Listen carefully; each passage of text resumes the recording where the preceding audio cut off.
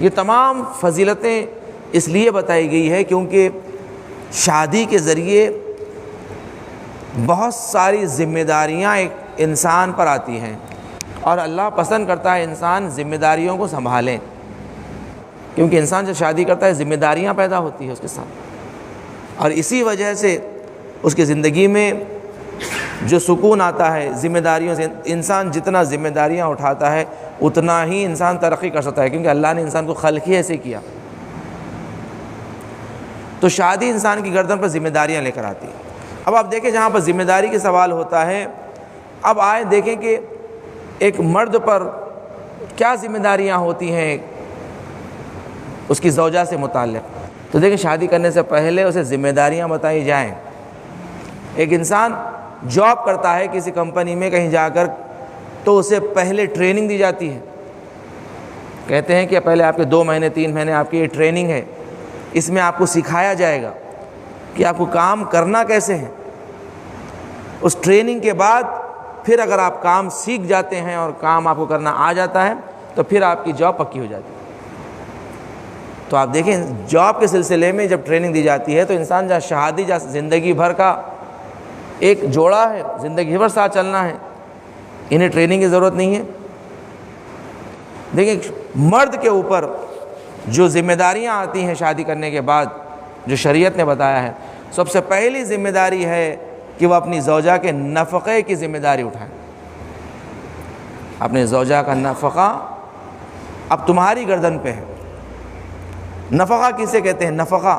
نفقہ means اس کے expenses, اس کا خرچہ، اس کے کھانے پینے کا خرچہ، اس کے لباس کا خرچہ، اس کی ضروریات کا خرچہ، اس کے مسکن کا خرچہ کہ تم اسے کہاں رکھ رہے ہو۔ یہاں پر اللہ نے شرط نہیں رکھی ہے ذاتی مکان کی، مگر اللہ نے کہا کہ ایک ایسا مکان ہو کہ جہاں پر اس کی عزت و آبرو کی حفاظت ہو سکے۔ ایسے مقام پر آپ نہیں رکھ سکتے ہیں کہ جہاں پر اس کی عزت و آبرو حفاظت میں نہیں ہے، جہاں پر اس کے پردے کا اہتمام نہیں ہے، ایسے مکان پر آپ نہیں رکھ سکتے۔ آپ کو اس کے مکان کے لیے مہیا کرنا ہے، اس کے لیے بہترین مکان، اس کے لیے بہترین کھانے کا انتظام کرنا ہے۔ یہ نہیں ہے کہ آپ یہ بولیں کہ جو ہے سو ہمارے گھر کے لیے ہم ایک نوکرانی لا رہے ہیں۔ شروع میں تو کہتے ہیں ہم گھر کو رانی لا رہے ہیں، رانی، اس کے بعد کہتے ہیں وہ رانی نہیں تھا بلکہ نوکرانی تھا۔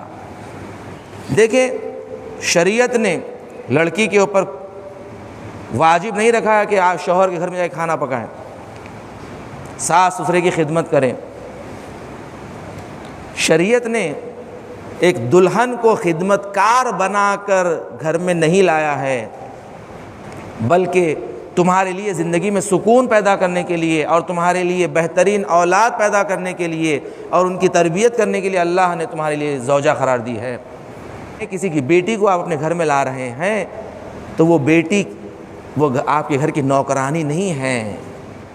ہاں یہ الگ بات ہے کہ انسان انڈرسٹینڈنگ میں کہ جہاں پر انسان زندگی گزارتا ہے تو وہاں پر زندگی کے کچھ ضروریات ہوتے ہیں، وہاں انڈرسٹینڈنگ میں یعنی ایک دوسرے کی ذمہ داریوں کو تقسیم کر لیتے ہیں۔ یہ ہماری بیٹیوں کی، ہماری قوم کی بیٹیوں کی اور بچیوں کی یہ تربیت ہوتی ہے کہ دیکھو تم جانے کے بعد اپنے شوہر کی ذمہ داریوں کو سنبھال لینا،